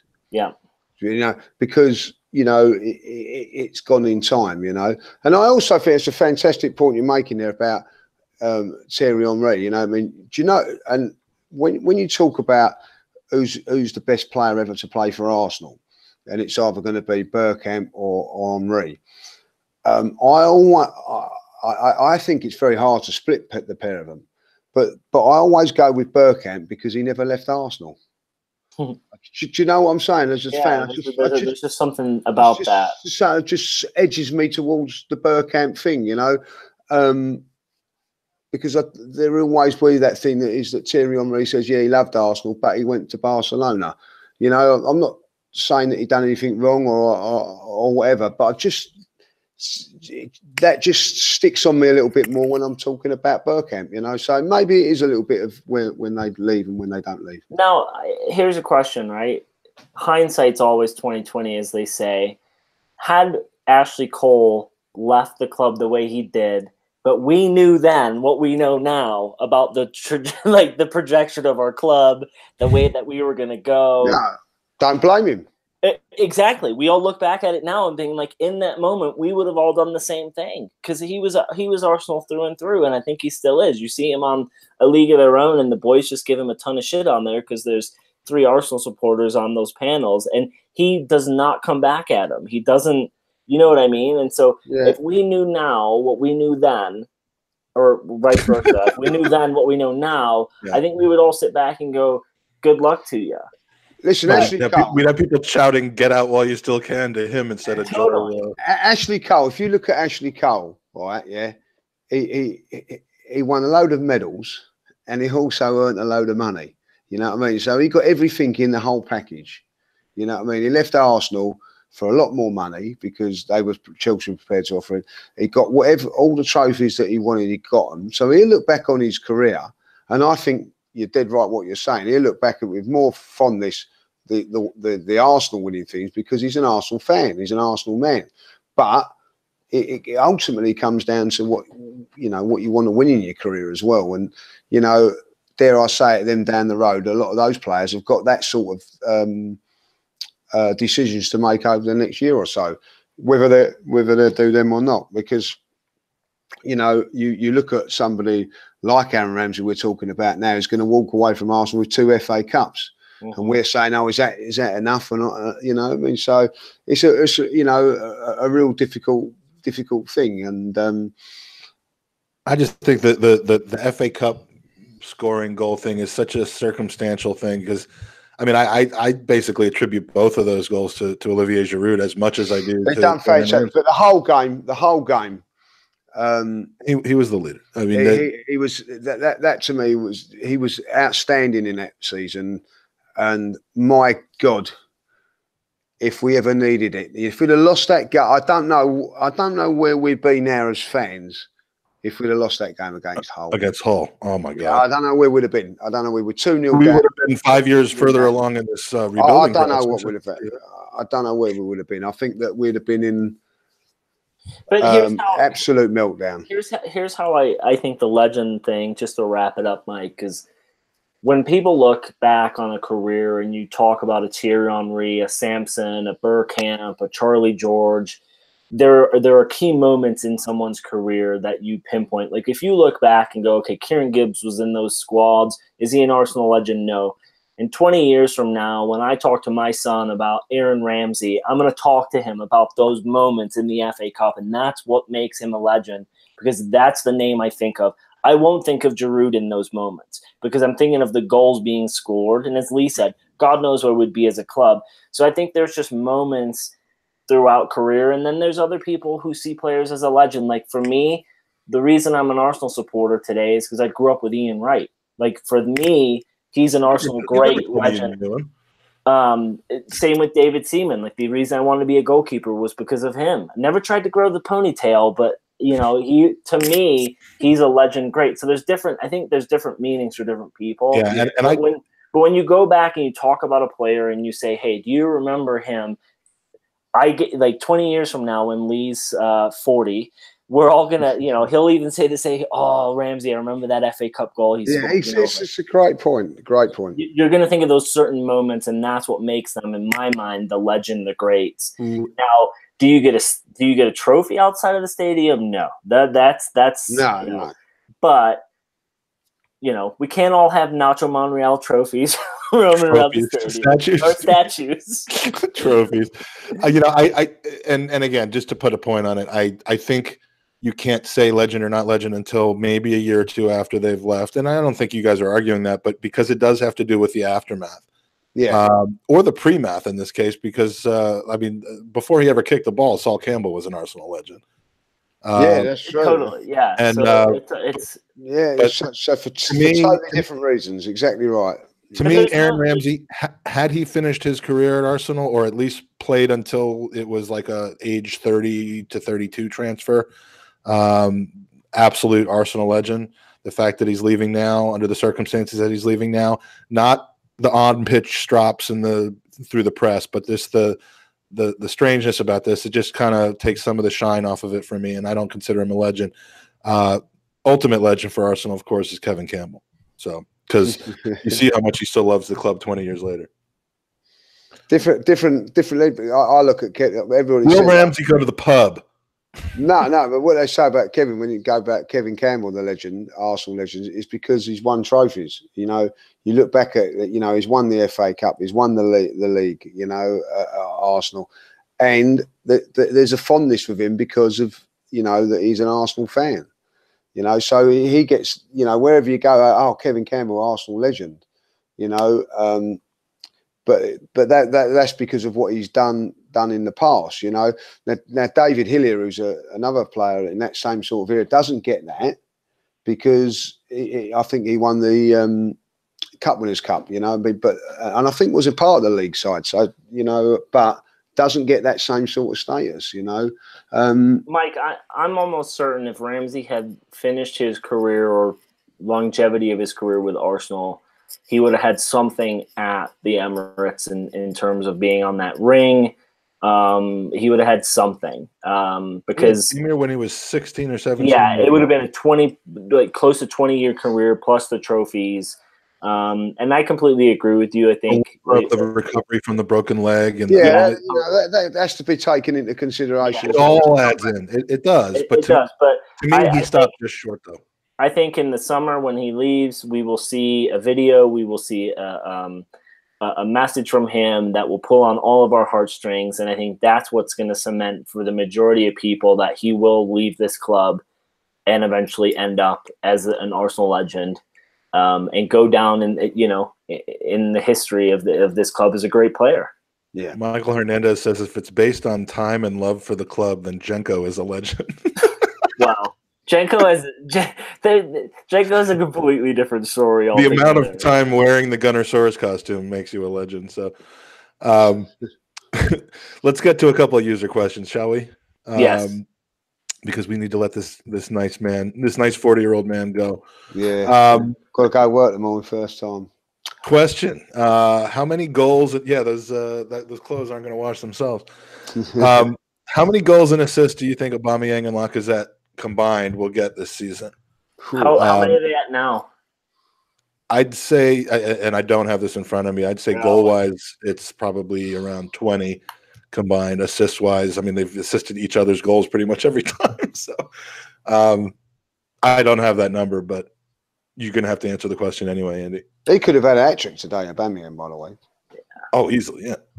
He could have had one against Brighton. Misses a few chances, does our Pierre. He does, but he gets the one thing that I hate this argument. Like, how many times did fucking Thierry Henry miss the back of the net? Yeah, true. A striker needs to be in position, and I'll tell you this. And I used to say it to my kids when I coached them: if you were a striker and you didn't take a minimum of 5 shots on goal each half, you failed. You absolutely failed. And so he's in the right position. You know what? His conversion rate may be low, but you need to be in those spots. Conversion rate's actually incredibly high. Yeah. He was in the post today as well, you know what I mean? He's always in on the end of things. I totally agree with you. I just think you need to be in the positions. And at the end of the day, that's what he's there to do. So right now he is on I think he's got 14 now, is it? So 14 in the league. I only have Premier League stats in front of me, but he's on 7 goals, 1 assist, and so that's 8. And then Lacazette's on 5 goals, 2 assists, so he's at 7. No. There's far more than 7 goals from Aubameyang in the Premier League. Yeah, he's got 4. He's on 14. Hold on a second. You're looking at stats from the last 2 games only, though. No, I know. I think Harry Kane has scored today as well, didn't he? So they're level. Oh, goals scored. No, this is showing me. Well, Fox Sports, you're fucking bullshit then. They are absolute bullshit. All right. So to answer your question, I'm going to say combined, we're probably looking at 50. All right, Lee. Well, I'm not going to argue that, but injury free, then definitely I think that Aubameyang will hit 20 goals. Aubameyang's at 16. All comps. Yeah. And let's see, Lacazette. That's goals, not. And Lacazette right now, all comps is at 8.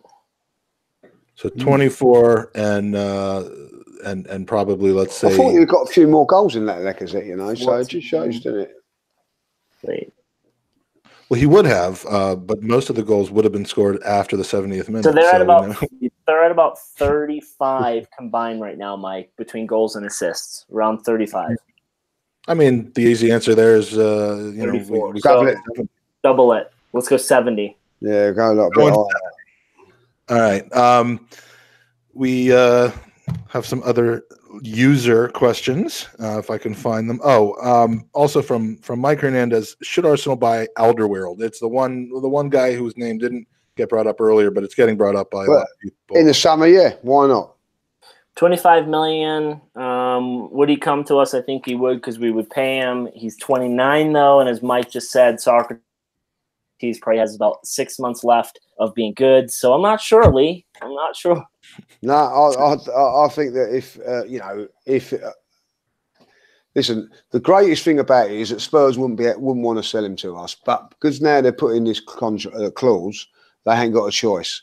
And if he wants to come to Arsenal, and those conversations that took place that he does, then it's a no-brainer for me. He's the best defender in the Premier League. Because he plays for them, it doesn't mean that he can't say that. Here it is: 25 million for him, 32 million buyout clause for Pavard in Germany. So you've got what, 57 million on 2 world-class World Cup playing center backs. That's fucking cheap. Mustafi for the 35 we paid for him, and then that's that. But there you go. You've got 2 fucking World Cup defenders right there.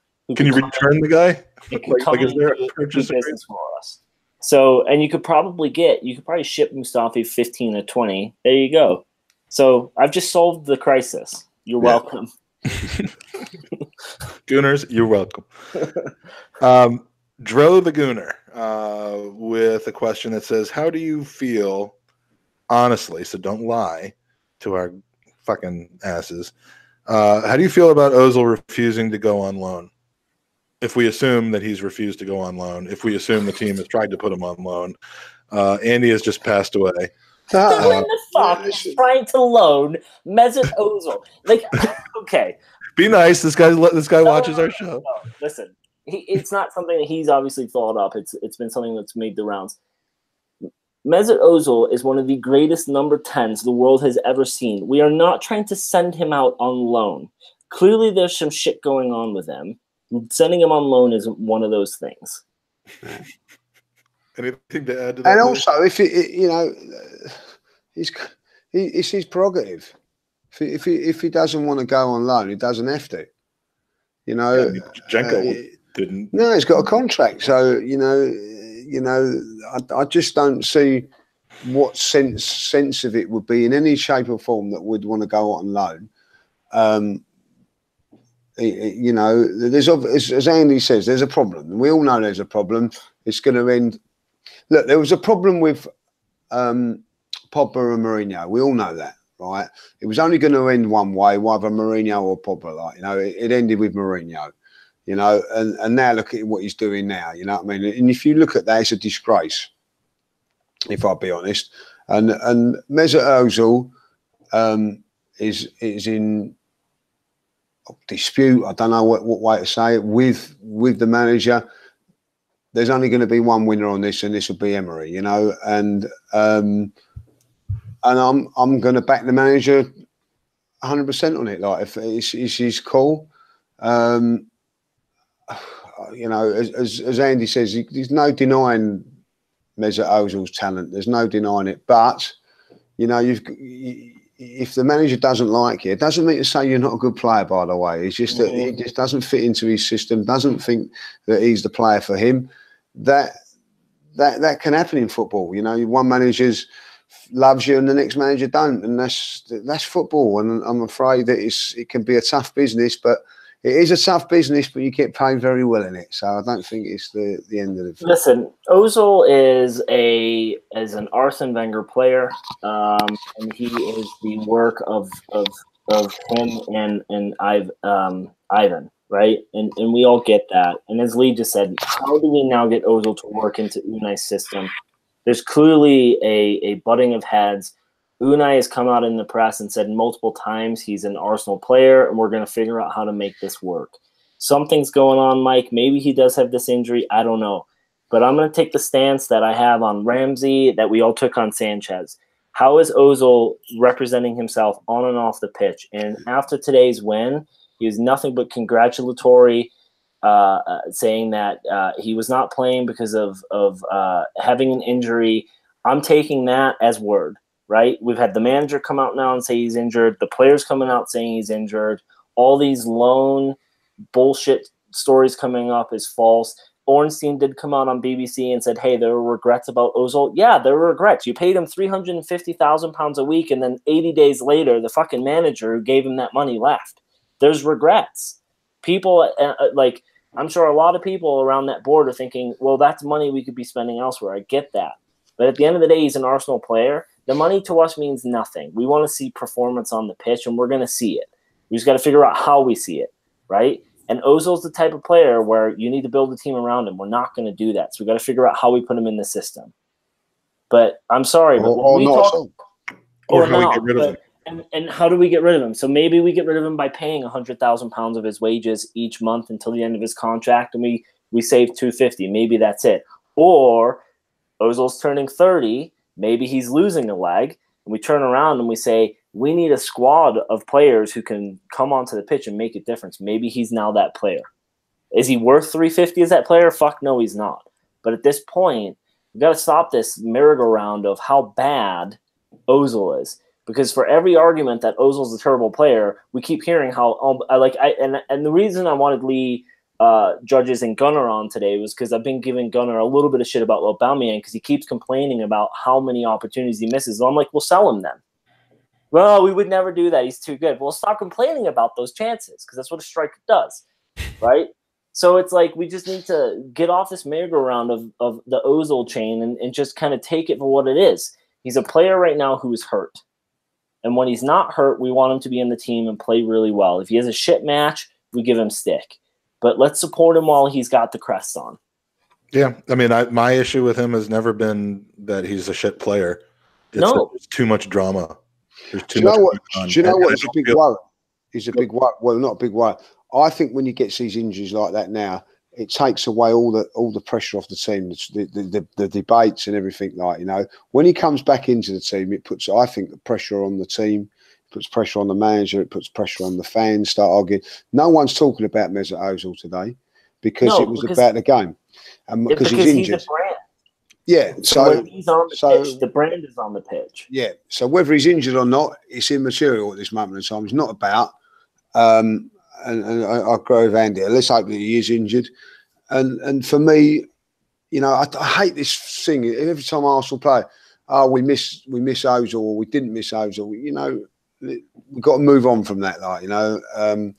And you know, if he is fit next week, you know, it'll be, do you play him? Do you not? And I've had enough of it, if I'll be honest. You know what I mean? I really have. So the thing of it is, Lee, is if Ozil played against United, Liverpool, and Chelsea 3 matches in a row and had a goal in each match and an assist, there are certain fans who would come to his defense and say he's the world's greatest player, and there are certain fans who would find reasons to dislike the guy. He's just one of them. Yeah, I agree. And you either love him or you don't. And then we fall into the category of you're an Ozil worshiper, fanboy who can do no wrong, or you're not.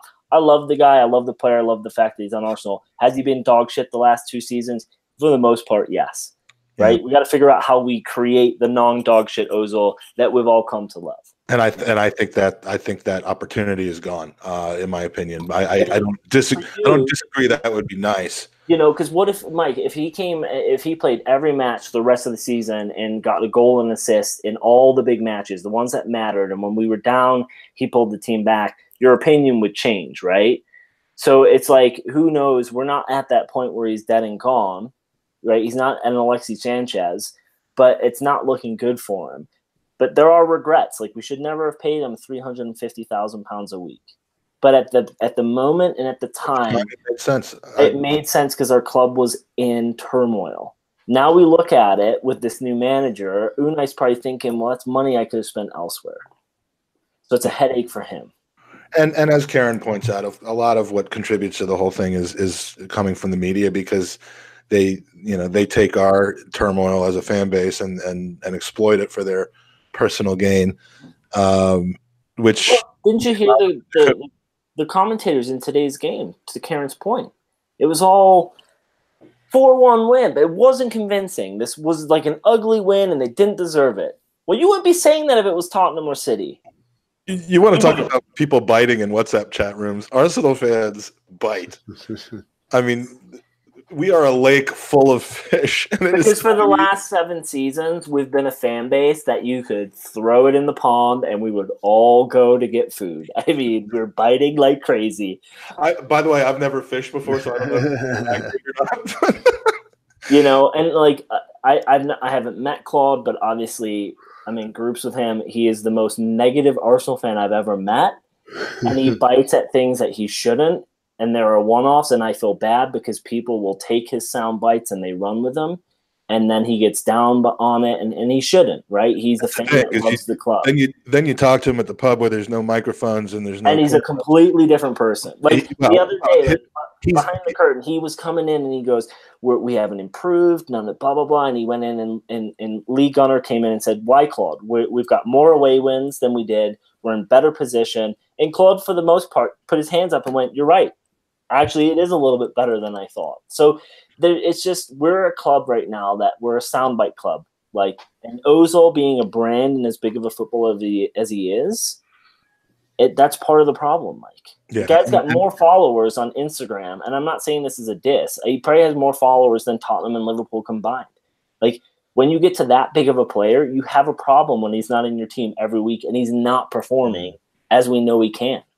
Yeah, I mean, it's really just him and Pogba at this point in the Premier No, League. but if you're Lacazette and Aubameyang and you know what he can do and where he can put balls, you want him on the pitch with you. Yeah. You know what I mean? I do. I also know what Mike Hernandez means with his question, which is for Andy. Nexus or Moley, who's more credible? as we cruise into January with your favorite people. I've never followed Nexus. Moley blocked me like ages ago because I kept asking him why he was such a fucking useless piece of shit. And I'm pretty sure I've met him. I was on the podcast. I'm almost certain it's that Tony guy, Mike. I fucking know it's that Tony guy. They're all useless. He swears that it's not. They're all useless. There's one person that may or may not be on this pod this week who sent out a little bit of in-the-know knowledge last week, and it was the first time I've ever seen something being like, there's a genuine, like, hey, I've heard we might be signing this player, but it could be nothing. That's what it needs to be, right?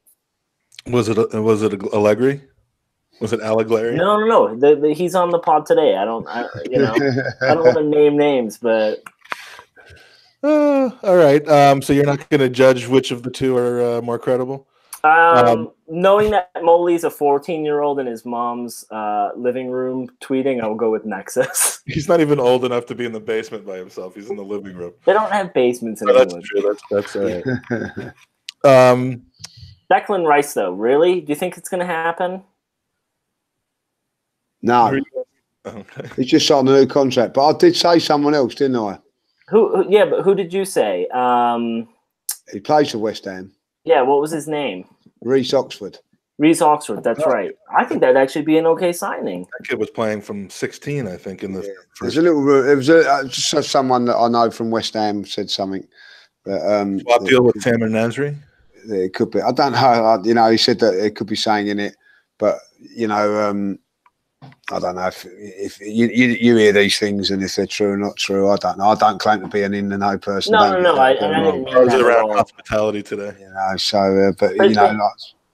To the point though, you're like, hey, I heard this. I don't know if it's true or not, but and then it required a debate, right? We all talked about it, but yeah. Those guys just throw, like I saw Moley was at it again, Mike, with all of his names of people we're going to sign. And so you've been blocked by him, but you found a way to find he hasn't blocked our podcast account. Oh, sure he has, because I've been giving him stick for 3 years. But all right. What odds, this is from Fredo, and then we've got one more question after this. What odds would you give each of the following players to be at Arsenal come next season? And this is one where I will ask just for a number. If you want to throw an explanation, sure, but let's try to whip through it. Lee, Socrates. Socrates. He'll be here next season. All right, so 100%? 100%. All right. I'll use the Lee Judge's pronunciation. Lichtensteiner. Bergsteinman. If he's not gone by, were you laughing earlier?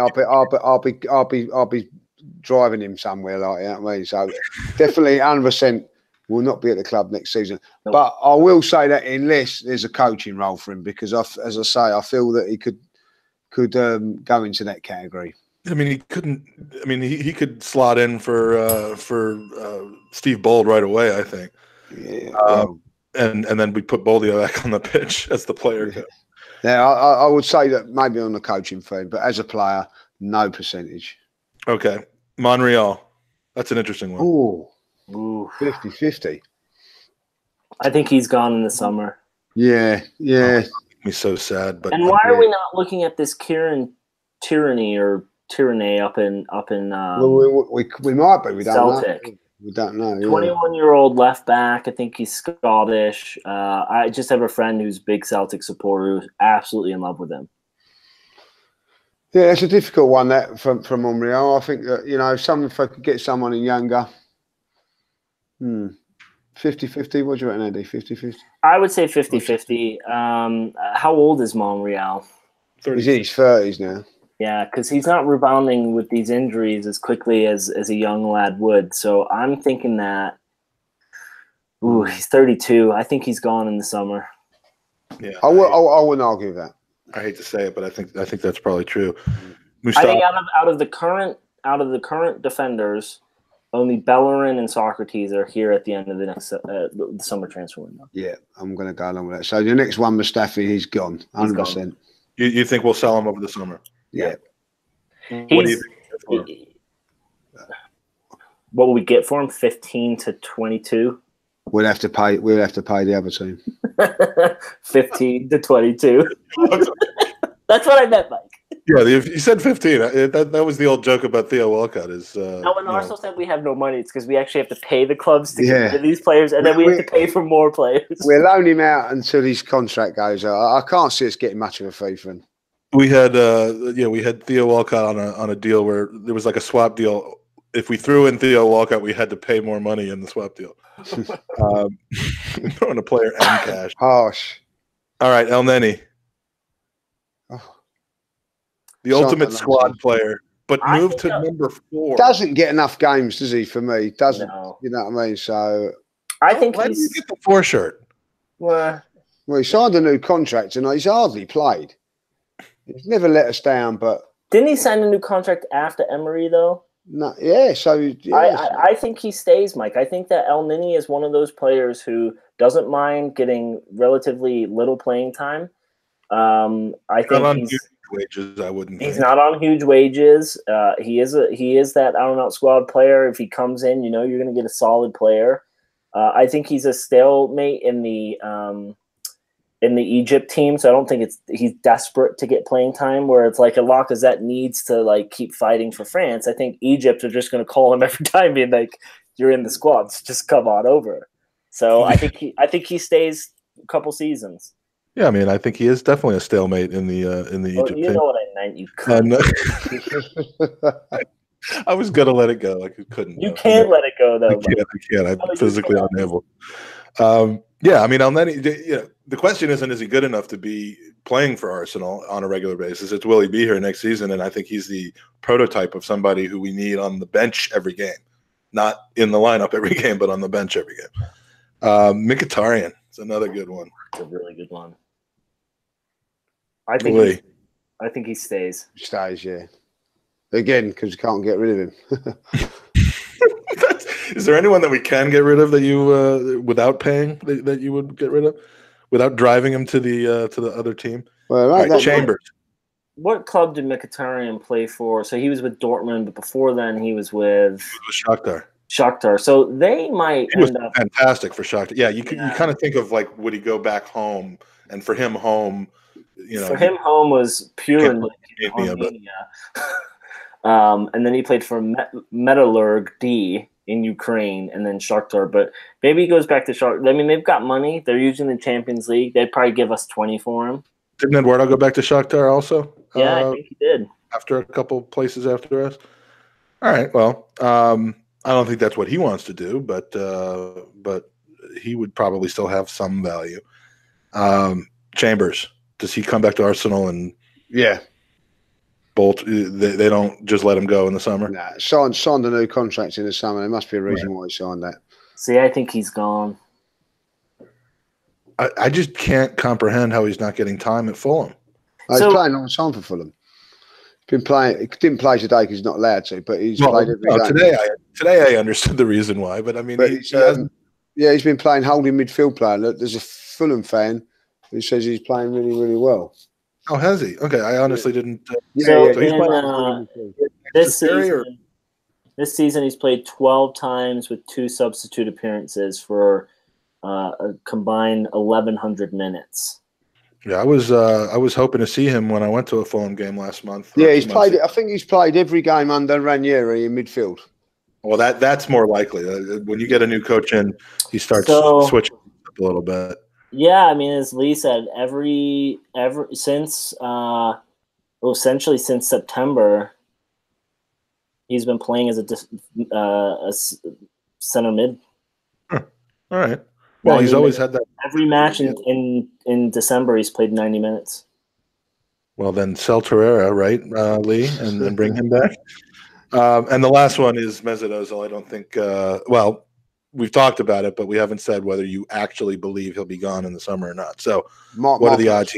My personal feeling that he won't be at Arsenal next season. I don't think he will be either. Yeah. add me to that too. The circumstances of it shall be fascinating to find out. But yeah, now like who pays him to leave, right? Again, yeah. I mean, it's going to be interesting. But Mike, I mean, the China thing was true. I wish he had taken that. Here's a legitimate question though for you, Mike. You're Ozil. How old are you? He is right now 30 now. Yeah, he's 30. So here's a legit question for both of you. It's going to sound like a joke, but you're 30 years old. You're pretty much okay with making a shit ton of money and not doing much work. Why not head over to the U.S.? I'm sure the LA Galaxy or some team coupled with Adidas, who he's sponsored by, will pay you. Now, maybe Arsenal don't get a massive transfer out of it, but if the LA Galaxy came in and said, hey, we'll take the wages off and we'll give you a couple million for him, if you're Ozil, why does that not look attractive? I think Ozil's come out and said that he might have interest down the line in playing for the Miami club. David Beckham's club. If that thing ever comes off the ground, that's been going on for 10 years now. But I think that they've gotten, if I think I read correctly, that they are an expansion team going into next year or maybe 2020. Can you not see Ozil in those white pants he wore in LA, strolling around Miami Beach, South Beach? I mean would he do that? But that's a realistic target for him, though, right? To go over to the MLS because he'll make a shit ton of money like he's doing now, and he'll play relatively as much as he's playing now. Here's the thing, though: the MLS does not pay the play. I mean, in pure wages, but as opposed Adidas will. That's where the catch is. Because the players, I mean, the top players in the league. I mean, when Thierry Henry came over, when Robbie Keane came over, those guys were making the top money. It was still $1 million or $2 million, I think, a year. Which, I mean, that's a weekly wage of tuppence. But it's not that. But I do remember when Beckham came over, he was making $5 million a year, and that was just a sponsorship deal. So obviously they could find a way of making it work. I think he'd be the perfect addition to a team like Miami and to a city like Miami. Whether he would do that next year in their expansion year or whether it's something he does when he's 34, 35 years old, I think depends purely on his. But no, I mean, I don't think he'll be here next year, but I don't have a clue where he'll go. The team is to begin play in the MLS in 2020 with its permanent home stadium opening or two later. Yeah, so 2020 is when they're going to go in to the MLS. Well, it could happen, but I just hope it ends well, and I hope it ends soon because the drama, again, not judging the player as a player, the drama surrounding the team, surrounding the team with Ramsey, with those, I just think it holds us back. And would I sacrifice a couple spots in the table to just clear out and get started and just give everything to Emery that he needs and hope that it pans out? Yeah, I would, and I hope that happens over the summer. Let's finish there because we're pushing 2 hours. The one last question we have from Ryan Cost, one of our most regular contributors. He's in London this week. He was at both the Liverpool match away and today's match. He's been asking Lee to meet him for a drink for a long time. I don't think it's going to happen now because he's going home tomorrow. But his question was, "Are you free for a pint later?" And, he doesn't. I'm disappointed I couldn't meet him because obviously, like, I was up in corporate, like. But next time round we'll definitely catch up, like, definitely, like. I remember the time I met Lee at Highbury Corner. He literally shook my hand, gave me a hug, and said, "I gotta go do work for the BBC now. I'll see you." Yeah, it's time for a half pint then. Just not. I do. I'm busy. You know what I mean? So I had to dash in. I was in and out today, like, So Karen wants to know if you enjoyed your half pint today. So I think we've used that joke to the maximum of its capabilities. Until next time. So Lee, thanks for taking 2 hours. No problem. Thank you, Lee. Enjoyed it. Yeah, no worries. All right. Thanks for having us on, guys. Happy New Year to everybody as well. Happy New Year, everyone. Did you just say thanks for having us on? Thanks for having me on. Did you use the I royal? might have said that. I don't know, like, you know. So I'm gonna have to if I did, he's always looking for mistakes, isn't he? Like, thanks for having me. Thanks for a mistake. That's a character. I'll go back and have a look at that. Like. In the collective, you're an entity now. You're a brand. You're a club legend. It's been a pleasure. Pleasure coming on my show. Thank you. All right, well, there. Come on, you Gooners.